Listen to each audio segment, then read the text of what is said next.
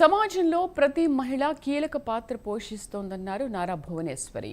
రంగారెడ్డి జిల్లా నాగులపల్లిలో భువనేశ్వరి పర్యటించారు. మహిళా దినోత్సవంలో నారా భువనేశ్వరి పాల్గొన్నారు.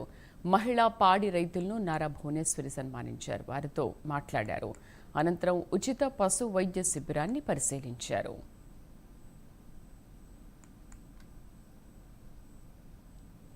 అంతర్జాతీయ మహిళా దినోత్సవం సందర్భంగా అది కూడా మీ అందరి మధ్యన ఉండటం నాకు చాలా సంతోషం, గౌరవంగా కూడా ఉన్నది.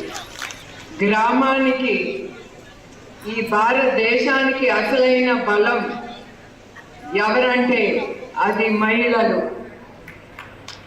ఇంటి బాధ్యత చేకూరుస్తూ, పాడి పంటలు నిర్వహిస్తూ, పిల్లలు భవిష్యత్తు కోసం తను ఆలోచించి వేసే ప్రతి అడుగు ఆ మహిళకి మనందర హృదయపూర్వక నమస్కారాలు. ఒక మహిళ ఒక సమయంలో ఎన్నో పాత్రలు వహిస్తుంది. ఆమె శ్రమతో నిర్మించిన ఉండటం, ఆమె కృషితో